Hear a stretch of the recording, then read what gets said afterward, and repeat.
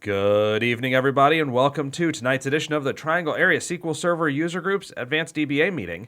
So we are in the second week of October, and we have the pleasure tonight of Jes Schultz talking to us about Azure SQL Database business continuity. It's kind of a last-second step in, so we certainly appreciate Jess giving us the being willing to step in and talk at relatively short notice. So please take it away. All right. Uh, Thank you, Kevin, for having me, and thank you to everyone that is taking some time out of your day to learn more about SQL Database and business continuity. Come on, there we go. Okay, so I am Jes Schultz. My pronouns are she and her. I'm a PM at Microsoft, currently focusing on Azure SQL Database and in particular the backup restore service, the import export service, and the data sync service. So lots of data security and data movement. I live in Louisville, Kentucky, and outside of work, I love to run and eat food and also spend time with the family, which mostly consists of a lot of very young pets right now. Uh, I have my contact information here. I'm on Blue Sky, LinkedIn, and I have a GitHub repo. I'll flash this again at the end so you can contact me if you have any questions. So what we're going to be talking about tonight is how I click too fast during presentations. All right. We're talking about business continuity, right? And why? It's because today, for most businesses, data is the business's most important asset. If a company were to lose access to their data or lose the data itself, they're losing business, they're losing money. And as DBAs in particular, we mitigate this by having a business continuity plan. And that kind of brings up the question of just what is business continuity? So I had found this definition online somewhere. Should have written that down, but it said a process driven approach to maintaining operations in the event of an unplanned disruption.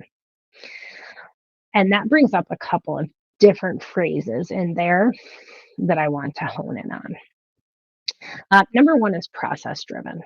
This isn't something that happens by default. It is not something that comes by through pure chance or good luck. It is not something that you can just set and forget. As a DBA myself, before joining Microsoft and doing some consulting, I am used to having to test restores on a regular basis, to having to do patching and thus testing high availability, to doing an annual DR and failover drill. And it has to be done to really be proven effective. The other thing that I want to say here is that last couple of words, an unplanned disruption. What I've learned in my 15 plus years of working with SQL and other databases is most business continuity plans do not come into effect when there is an earthquake or a hurricane or a fire.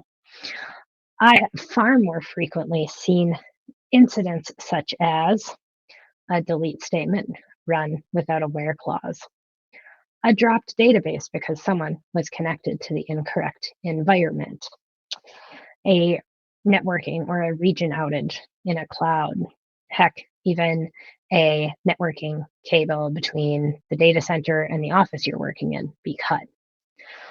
So there's a lot of different situations that we need to be prepared for. And there's multiple ways to be prepared for them. What we'll be talking about tonight, focusing on backups, right? Having a transactionally consistent point in time record of your database. And what's more important than a backup is being able to restore that backup, right? To be able to recreate it, either maybe on the same server, maybe on a different server out of a point in time. We're also going to talk about high availability. High availability, I really consider, and in the cloud concepts, focuses on being within the same data center or within the same region. And then we'll focus also on disaster recovery, which is more about a regional outage and being able to recover your data or your database to a secondary data center or region. So, those of you that have been DBAs and worked on these things in an on prem or even in a VM SQL Server world, right? You're used to doing things like creating your backup jobs with their schedules and what location they're taken to and how frequently. Hopefully, testing restores at least occasionally because you don't know if a backup is valid until you restore it.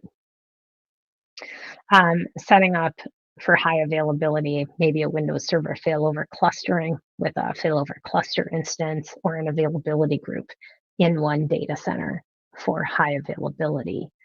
And then if you do need your database or your server to be available in multiple regions, if it needs to be DR resilient, maybe using something like availability groups or the old standby of log shipping for DR.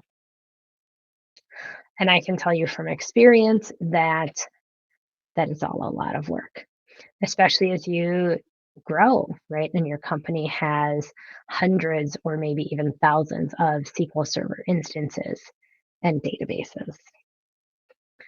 So the promise of Azure and Azure SQL Database, which is a platform as a service or PaaS offering, is that it makes it easier.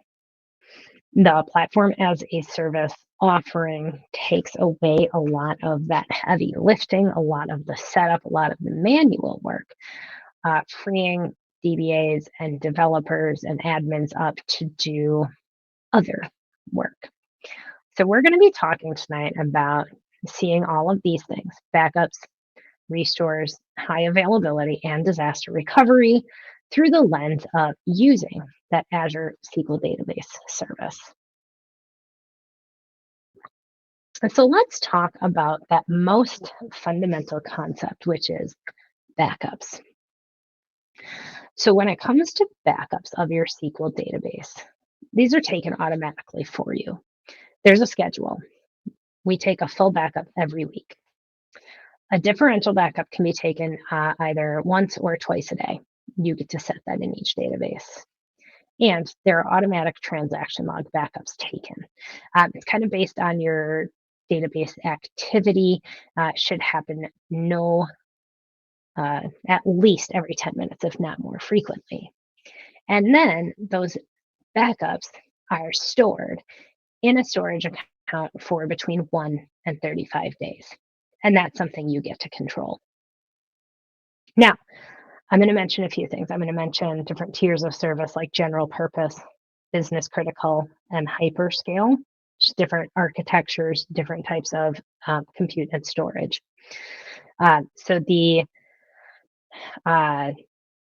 note that hyperscale does not use the traditional .bak and .trn files. General purpose and business critical do. Hyperscale is actually using a full backup and then storage snapshots. I could often say I could talk about hyperscale itself for an hour or two, but suffice it to say that despite the different architecture, all of these things are still very much the same. Your backups can also have redundancy built in. So by default, the backups are stored in what we call geo-redundant storage. That means that you're going to set up your database and thus its backups in one region.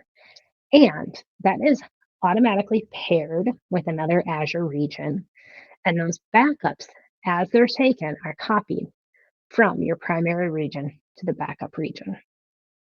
You can adjust this. Not every database needs to have backups available in multiple regions, databases available in multiple regions, really high availability. So you can set these to be locally redundant, zone redundant, or geographically redundant. And I'll touch more on what zone redundancy means in another section. The best part about that means if you have a database that has a reasonably long, like RTO, right? Like recovery time. You don't need it immediately. It's okay if it's offline for a couple of hours or even days. If there were to be an outage that lasts that long, you could just go into the paired region, pull up that backup, and restore it to a new database without having to worry about having another database already provisioned and paying for it. And in addition to being able to store these backups for up to 35 days, we also allow you to store the backups long term. So using long-term retention means that we're taking that weekly full backup and storing it between 1 week and 10 years. And there's some extra protections here in that even if that database or the SQL Server that it is attached to are deleted, those long-term retention backups, separate storage, they still persist. So an extra layer of being able to restore. And they're tied to that same redundancy setting that you assign in when you create your database or can change afterwards. So we have a few different layers of protection. Again, everything up to log backups at least every 10 minutes, stored for up to 35 days, can be redundant, can be stored for up to 10 years. So these database settings are on a per database basis. I grabbed a screenshot of the create a database option in the portal and then going to compute and storage even after it's been created. And you'll see these backup storage redundancy settings there. Locally redundant meaning it's in one data center in one region. Zone redundant, again, we'll talk about that more a little bit later, meaning multiple data centers, even within the same region. And then geo-redundant, it's put in that pair.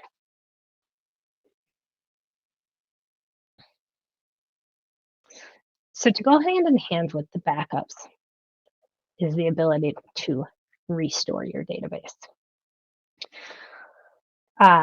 When you're dealing with databases in SQL Server on premises that have full differential and log backups, you have to build your restore statement correctly. You have to make sure that you're getting the latest diff, the transaction logs in the correct order. And the nice thing about Azure SQL Database is when you need to restore a database through any of the interfaces you have, whether that's REST API, PowerShell, the portal, you just simply pass in like database name, point in time, day and time you want to restore to, and then what new database name will be created, and that database is created. You don't have to figure out what series of backups to restore. You don't have to worry about stop at commands. All of that's worked out for you. So some restore scenarios that are supported. You can restore an existing database to a previous point in time. It creates a new database on the same server with a new name. This is especially useful when you have situations like, I think I deleted that table, or you have to verify what data looked like at 2 o'clock yesterday afternoon to see if something has changed. If the database gets deleted, you can restore a deleted database to a specific point in time on the same server in the same region. If you had your database configured with that geo-redundant backup storage, you can also restore the database to a different server in that other paired region.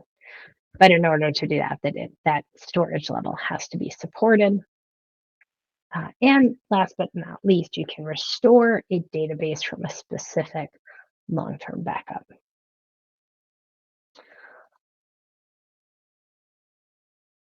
So let's go ahead and just kind of take a look at what some of these settings look like in the Azure portal. All right, so let's say that I want to go to my, there we go, my logical SQL Server, and I will zoom in a little bit. Okay. No, where did that go? There we go. Okay. Let me minimize one other thing over here. There we go. All right. So here, when we're looking at a logical SQL Server in Azure, in which we can have one or more databases, in order to access backup settings, after backups are created, we would go to this backups section. Here you can see that for my databases, it's going to tell me my earliest point in time restore point. That's depending on how many days of point in time retention did I give it. If I have some of those, if I have long-term retention configured, it will tell me what backups are available and how I can manage them.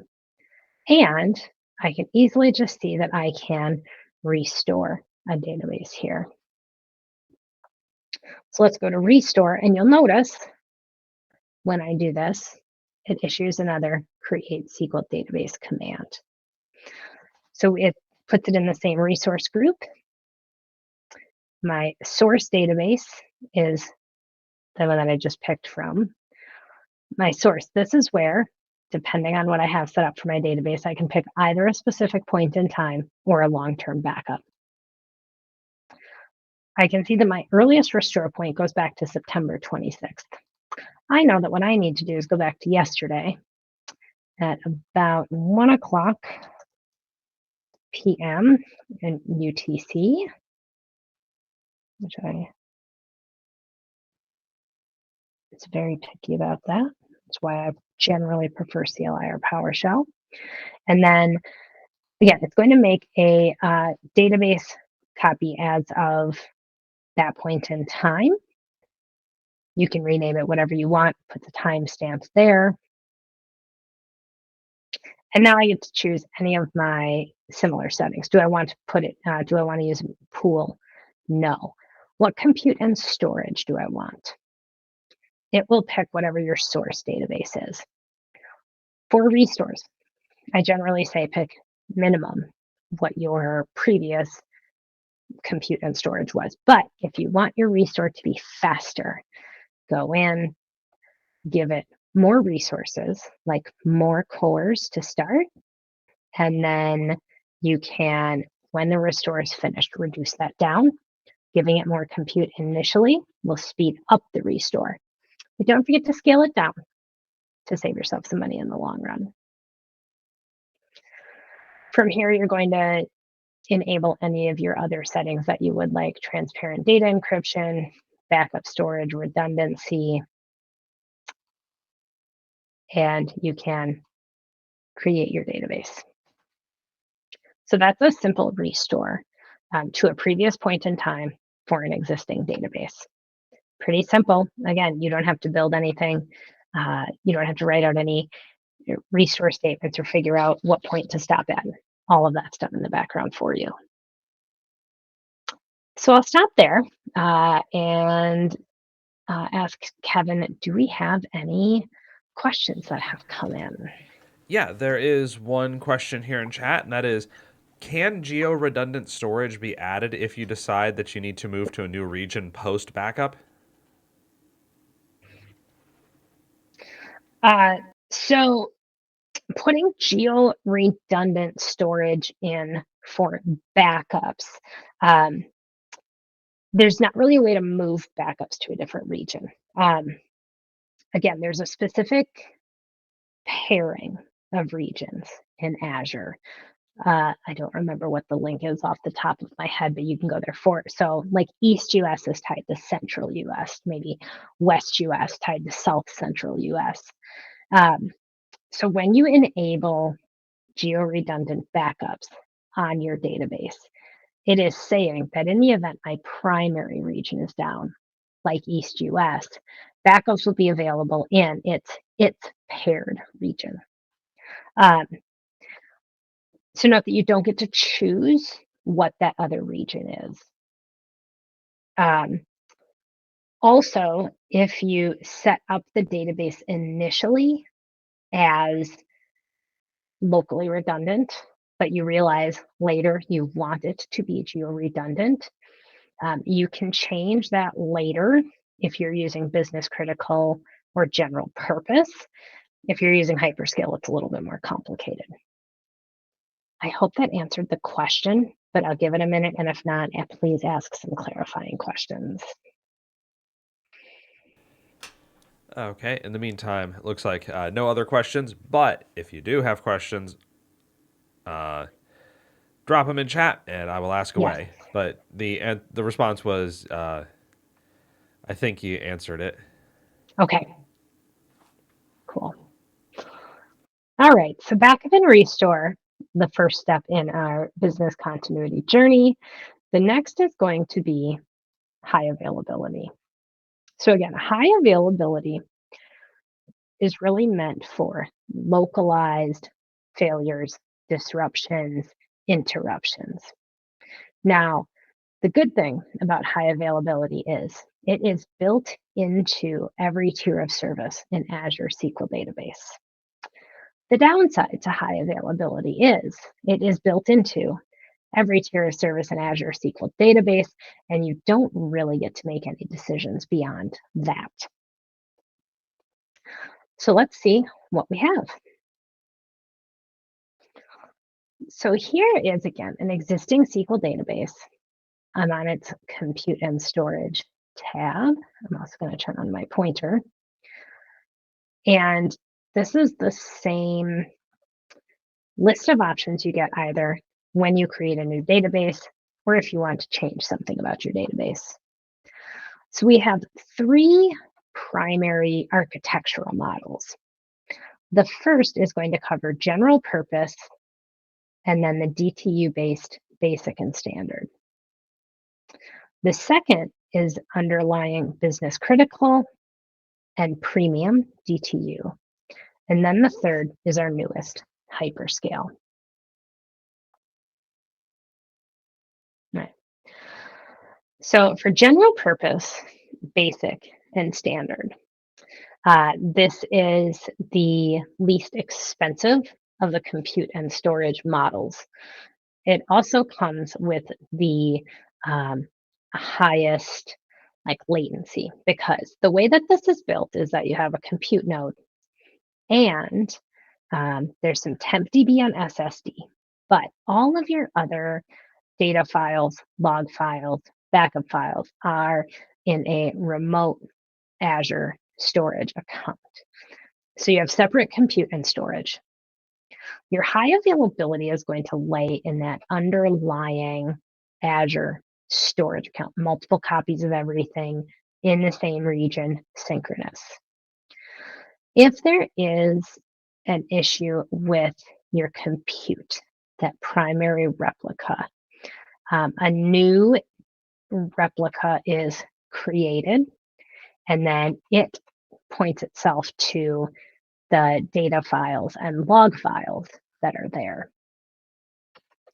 So it's, I would equate this very similar to a Windows Server failover cluster and a failover cluster instance, in which there's one copy of the data, and if one node, your primary, is unavailable, you have to wait for your second to become available.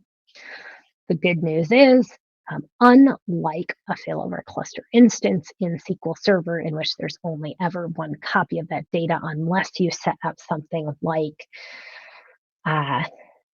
storage duplication or something, storage replication, that's the word I'm looking for. There's always multiple copies of that data available in the same region.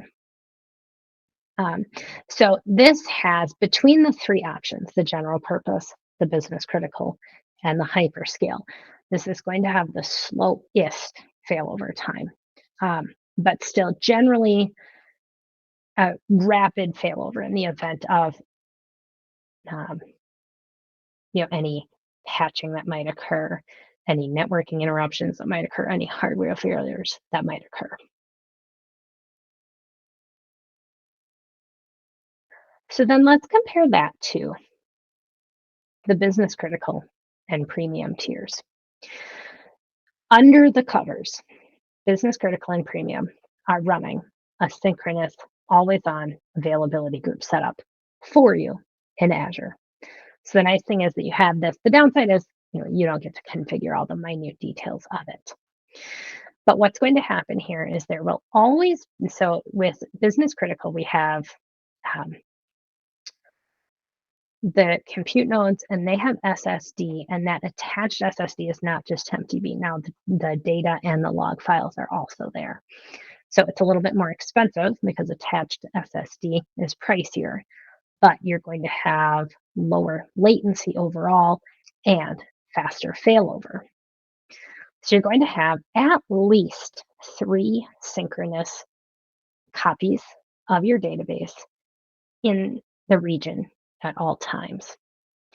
In the event that the primary is, again, unavailable for any reason, whether that be hardware failure, networking issue, again, patching, which takes place in Azure SQL Database behind the scenes, it's going to fail over to one of the secondaries.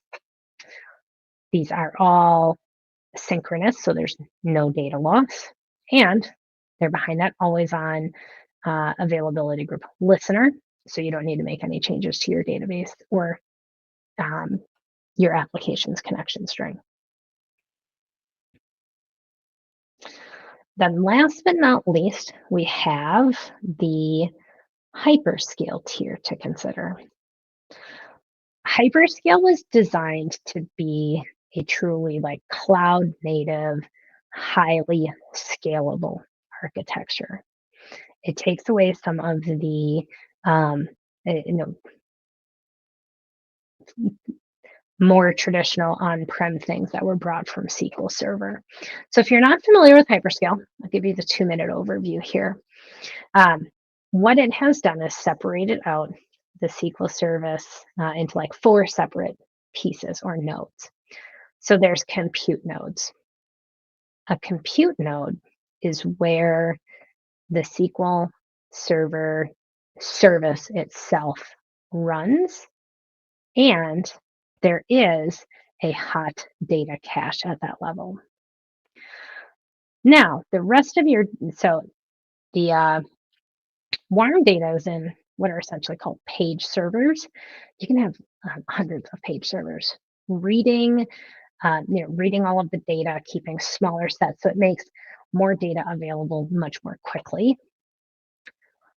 Your data files and backup snapshots are stored in Azure storage. And last but not least, the log service, so being able to write any transactions to the log, having that push out from the primary compute node down to the page servers, that is all its own separate service, and it is Azure Premium Service. Azure Premium Storage. Now, note that each level of this has its own set of high availability. So with a compute node, you can have one or more high availability secondaries. They're also available, just like in an availability group or in business critical, to be used as read-only secondaries. Every page server, this is what's holding some of that data in cache, is paired. So there's always an active pair on your page servers.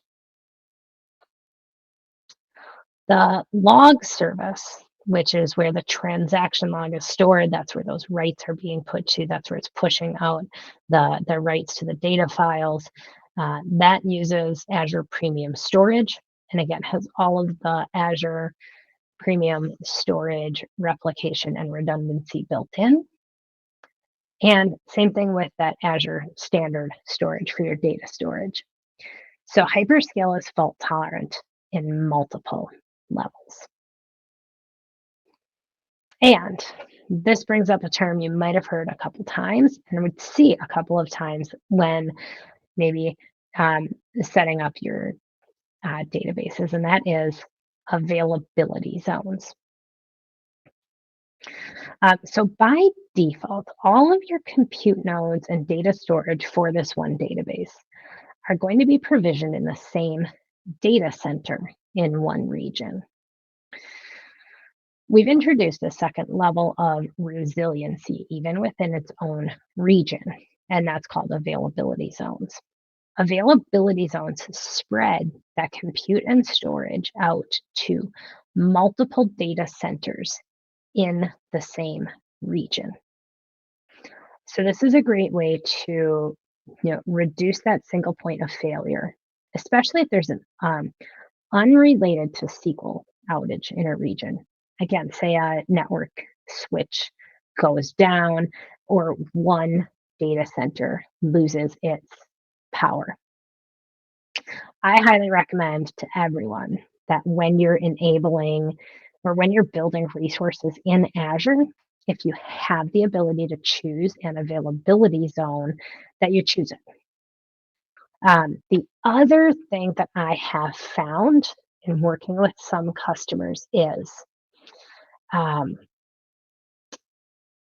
in areas, either industries, countries, states, anything in which there are very specific data residency laws. So this doesn't apply too much to the US, but if there's a paired region, say we have a paired region in one country or a region in one country paired with another region outside of it, say that we must maintain our data residency solely in this one area. So we cannot enable geo-redundant backup storage. We cannot enable geo-replication to a region outside of the country. Enabling availability zones gives us an extra layer of security, right? You're not tied into one data center in one region, it's multiple data centers in the same region. So again, generally, if given the option, I would tell you to opt into this. And that setting looks just like this. When you are creating your database in the portal, you would see this for general purpose, for business critical, for hyperscale. If it's available in that region, do you want to make this database zone redundant? I would opt in. A couple of other things to note.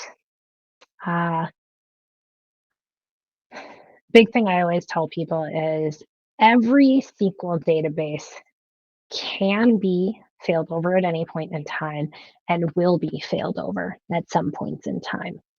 Remember, the promise of this platform as a service offering is that Microsoft does more of the work for you, right? We are doing the patching of underlying operating systems.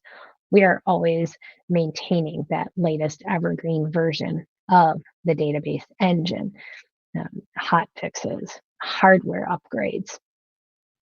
So your database is going to be failed over at some point.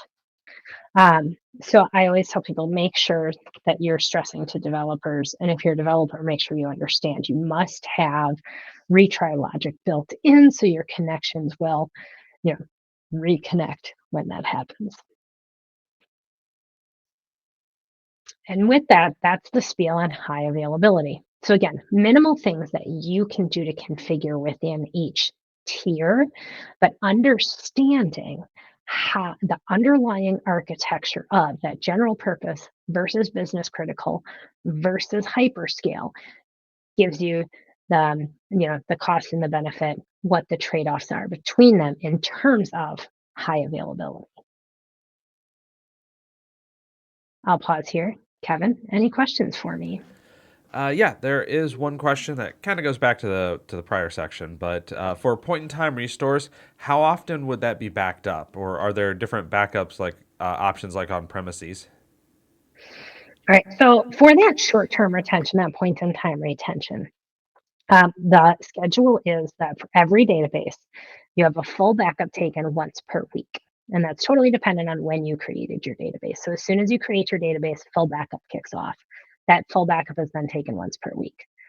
Differential backups are taken every day, and you can decide on a per database basis if you want that once every 24 hours or every 12 hours.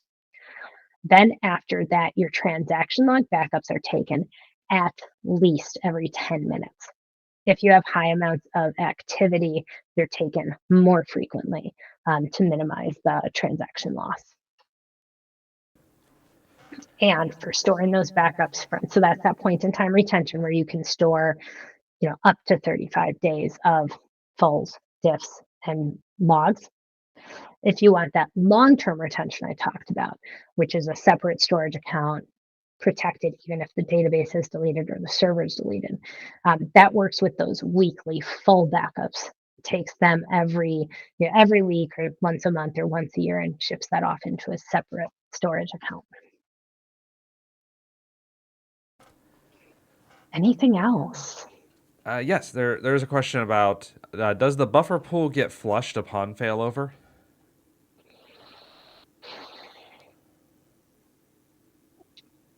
Yes, in all of these, well, let's go back to each of these. So general purpose, your buffer pool is going to lie within that locally attached SSD, which has like temp DB.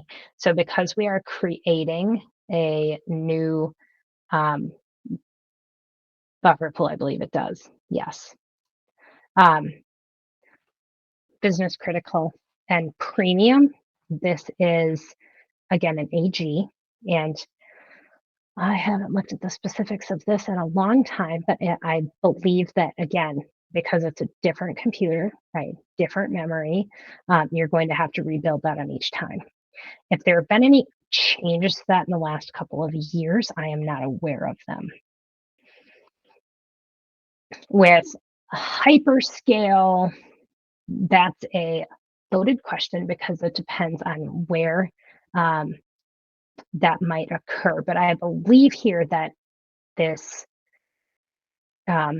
locally attached cache, which is like the hot data, would have to be rebuilt. But your page servers, this is the data that's your typical buffer pool. That is all stored on these page servers. And again, all of these are paired individually. So there's less chance of that being rebuilt. That makes sense. Thank you. Yeah.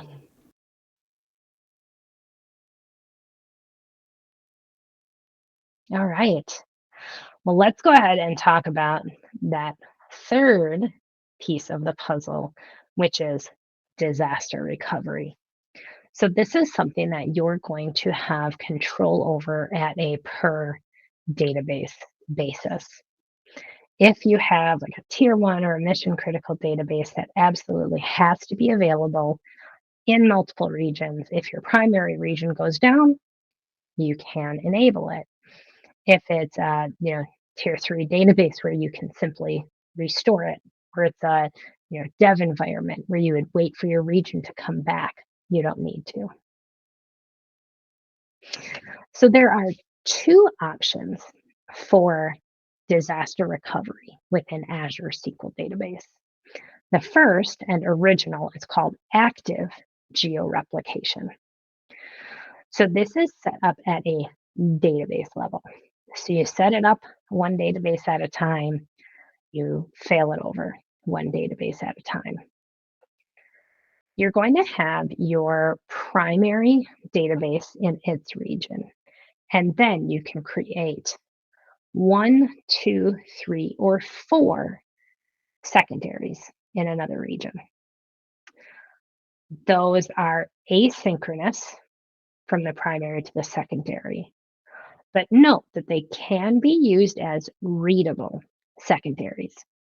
So if you do have a use case for asynchronous read-only workloads, you can use active georeplication to fulfill that. Now, one note here is that active georeplication is only available with manual failover. So you would have to know that your SQL database is not available. You would have to then use, again, Portal, PowerShell, CLI, something like that to fail it over to one of those secondaries. And there's no load balancer or listener here configured by default. So you would have to go into the application and update the connection string. So again, this is a good choice if you have, well, I thought I updated the order of my slides, but I did not. So active georeplication, it's a great choice if you have an application with one database. Potentially that app can benefit from one or more replicas, and that RTO is high enough to allow for manual failover. You also can use it just if you want readable secondary replicas, like general purpose with a readable secondary replica in another region.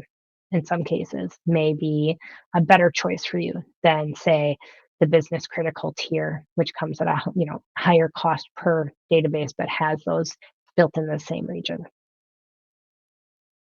So let's go back a couple of slides and look at this and what this looks like. So here again, we're going to have one primary region, say West US, and a secondary region, say South Central US. Your database is going to exist in both.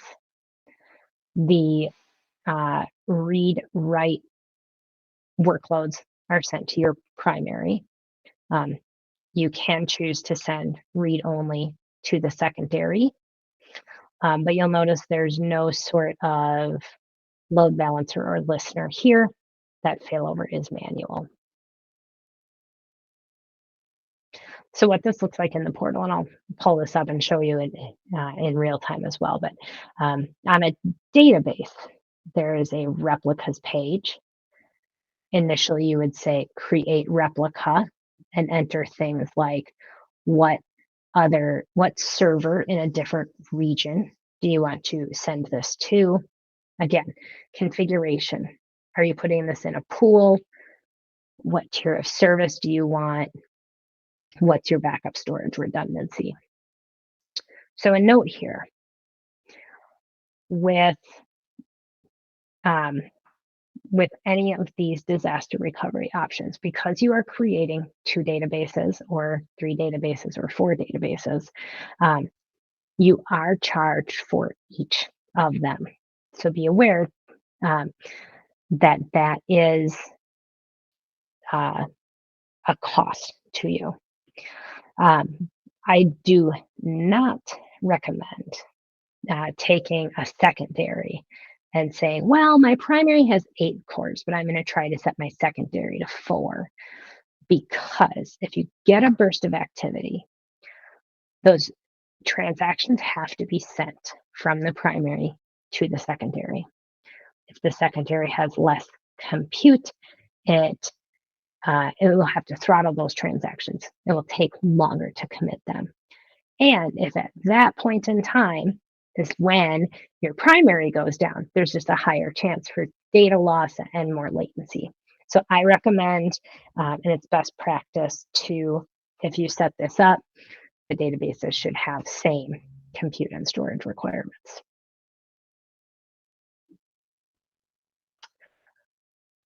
Now let's contrast that with the second, or let's go ahead actually and pull that up because I want to run a couple things. So, okay, my restore has completed.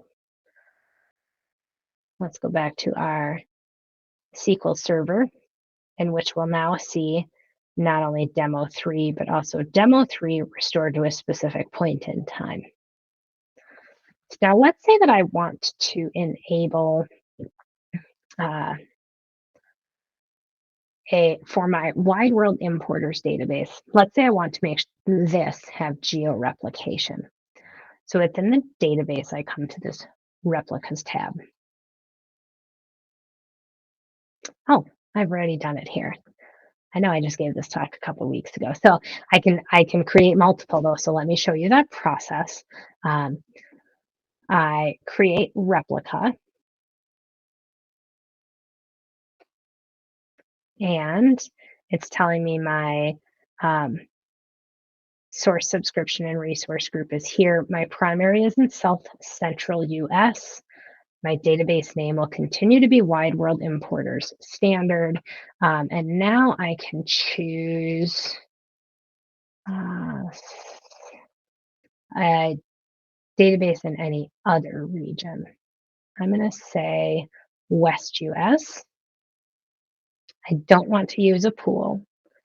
I want to keep my same configuration, right? So my previous storage was set, or my previous database was set to basic, my source. I'm going to leave this one also at basic.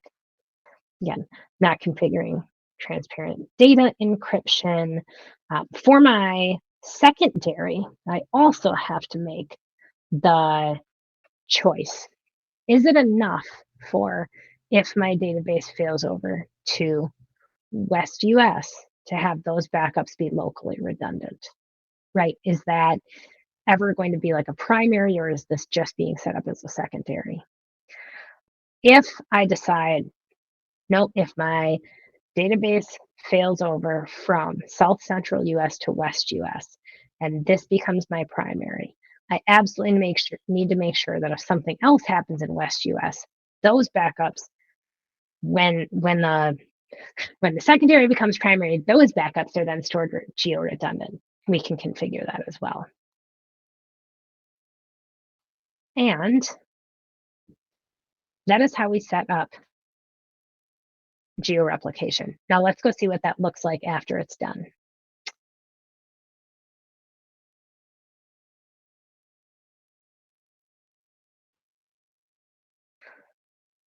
It was my Wide World Importers database that had replicas. So you'll see my primary here in South Central US, my existing secondary in West US 3. That replica state is readable, so I could point workload to it. Other things that I can do here, I can do a planned failover. So there is the option to do a graceful planned failover where you stop the transactions on the primary, and then it will commit all of those on the secondary, and then the secondary is not available until that's done. There's also the option if, for example, again, South Central US is down, you could do a forced failover. Might have some data loss there, depending on what was in flight, what was in the transaction, what was not committed in that asynchronous transaction. And third option is just to stop your replication if you no longer need that. So I'm going to do that. And the operation cannot be performed because it's also part of a failover group. Okay, I clearly did too much with this database at one time. But those are your options. So you'll see right now it is seeding my West US replica as well. So let's go ahead and contrast that with the other DR option we have, which is failover groups. So failover groups are simply an abstraction above geo-replication. Your failover groups are going to be configured at that logical SQL server level. You would put one or more of your databases in the group. So this is probably what you're more familiar with like an always-on availability group. The secondaries are readable. So you'll have a read-only endpoint and a read-write endpoint. There's a listener. So there's a load balancer, there's a listener. That means that if your primary goes down and you're going to fail over to your secondary, that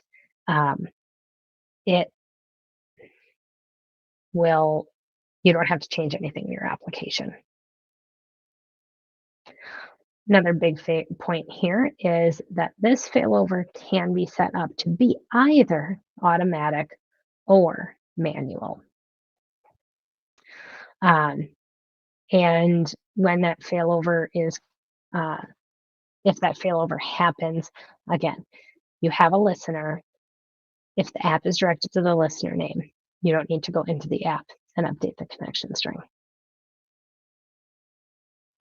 So what this looks like, very similar, but you'll notice that we have a listener, and in each region, on each server, we can have more than one database with georeplication enabled between it. Again, we would access this from within our SQL Server by going to the Failover Groups page and choosing to add a group. So we give our group a name. We say what server we are failing over to. We set whether it's automatic or manual. We set a grace period. I'll talk about that in the demo, and we choose our databases. We also have a built-in monitoring dashboard once failover groups are enabled, in which you can see what regions are linked. Here's where you would get your read-write and read-only endpoints. And you can view your databases and do things like add more databases and remove other databases. Again, you can do a manual, like graceful failover or a forced failover. So why would we choose a failover group? It can be a good choice if your application has multiple databases and you need them to fail over together. Also, a good choice if the failover has to be automatic, or a good choice if the connection string, you don't have time to update that manually. So we'll go ahead and take a look at that in the portal as well.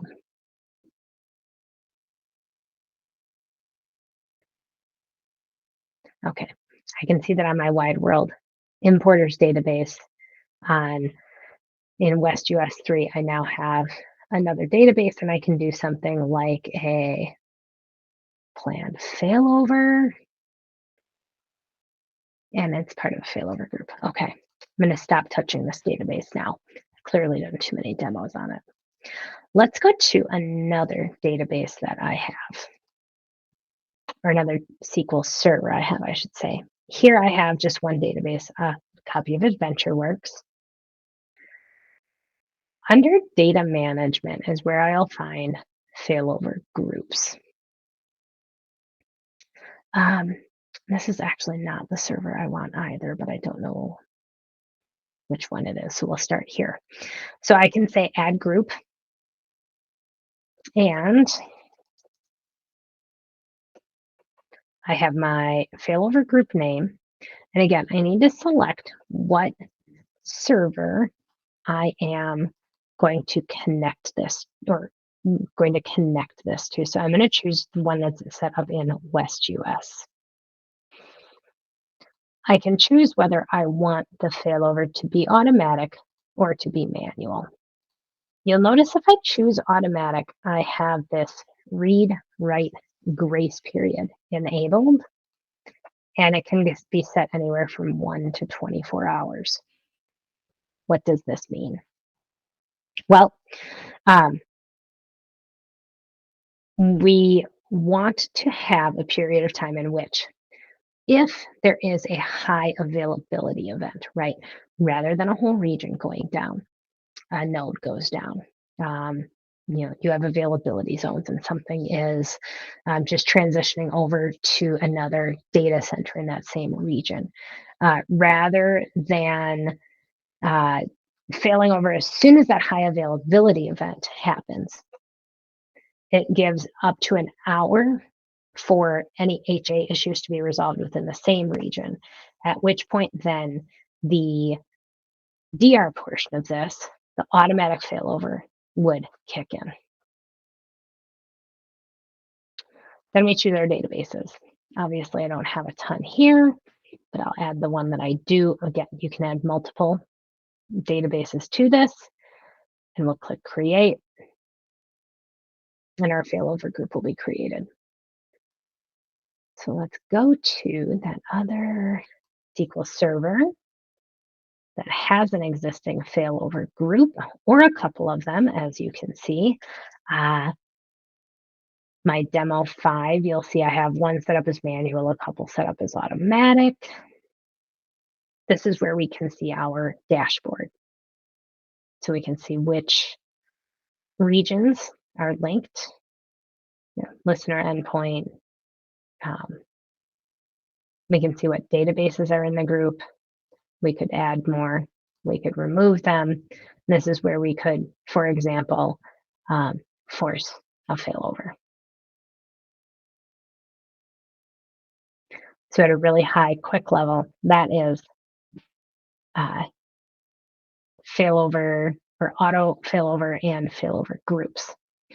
So with that, are there any questions on those disaster recovery choices? So chat, if you have any questions, let's get them in. Anders claims that he can come up with questions all day long, but I don't see him coming up with questions.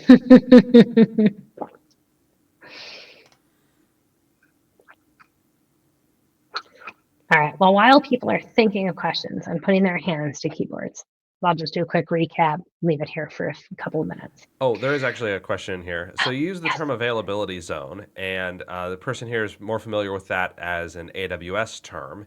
And so does that mean the same thing in AWS and in Azure?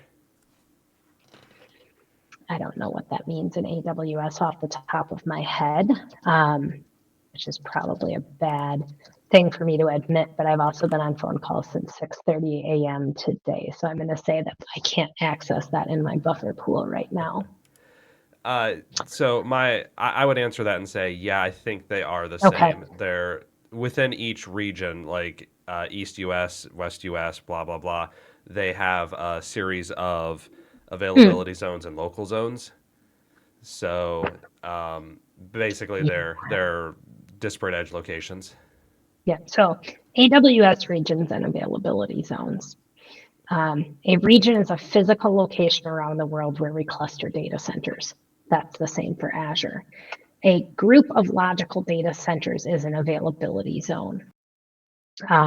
So yes, same concept in that you would have grouped data centers within a region as your availability zone. For once, I will be grateful that there is not a multitude of names for the same feature across things.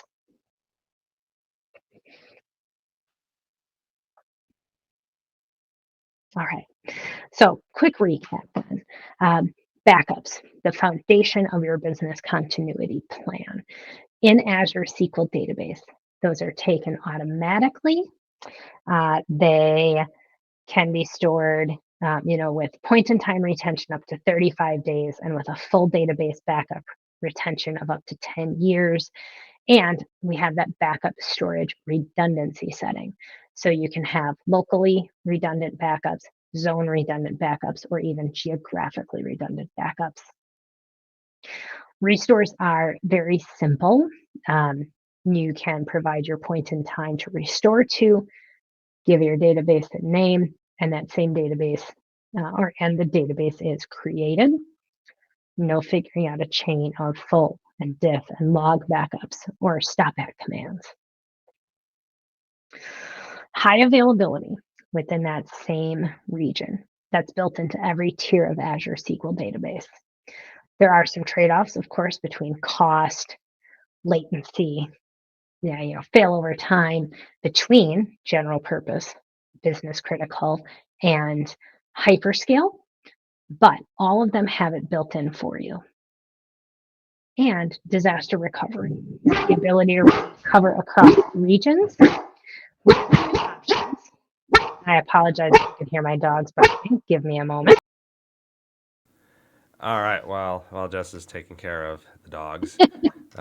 I'm the as I was saying, DR, active georeplication from database, where failover groups can be used for multiple databases and automatic failover. And I will leave that for questions then. I have some resources here. So my slides are available on my GitHub repo with these links. And oh no, I don't have that at the end. Let me zoom back very quickly to that initial informational slide. And I'll hang out here for a few minutes, Kevin, for questions, thoughts, or discussion.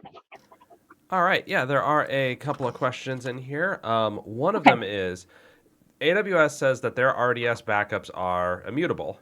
Are Azure SQL DB backups also immutable?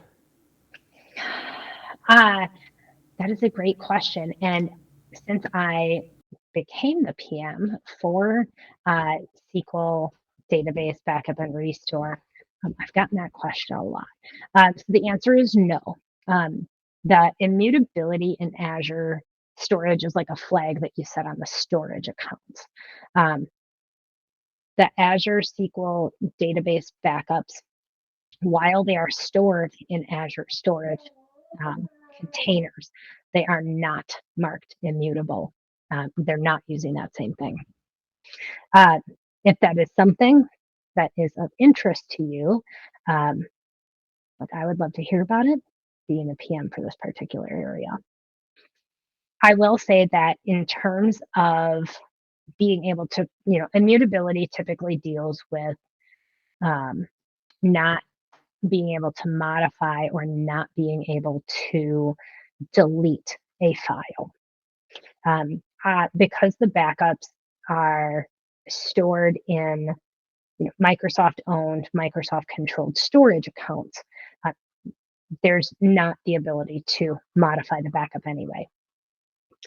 In terms of deletion of files, the short-term retention, that point in time retention of up to 35 days.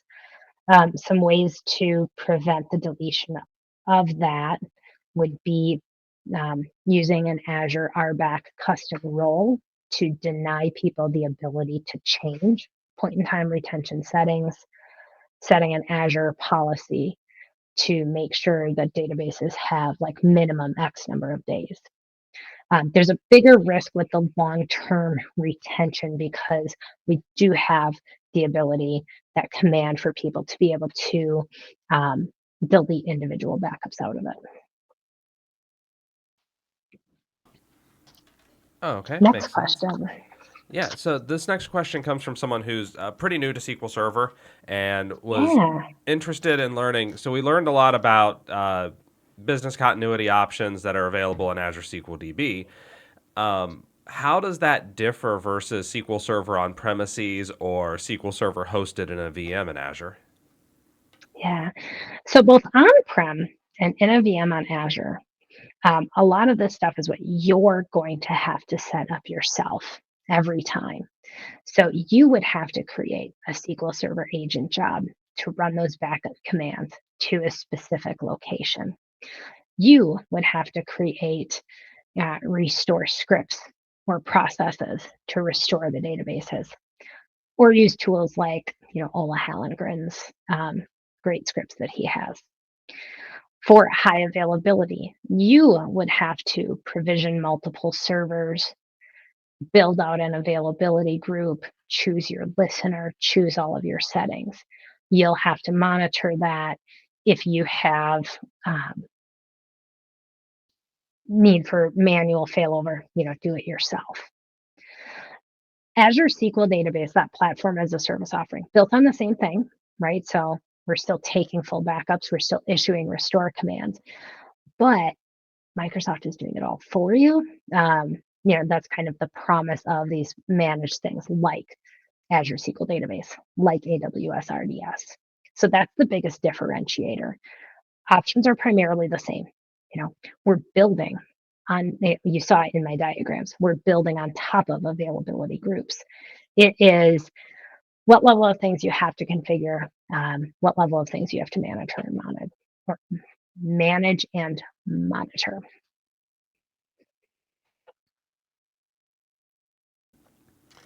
Makes a lot of sense. And so if there are any other questions, chat, let's get them in now.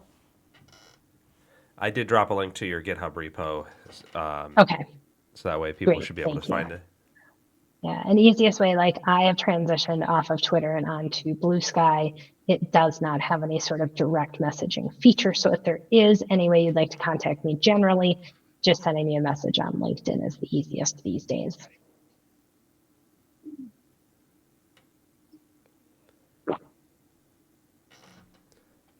All right. Looks like there may be no further questions unless someone is typing really Okay. furiously right now.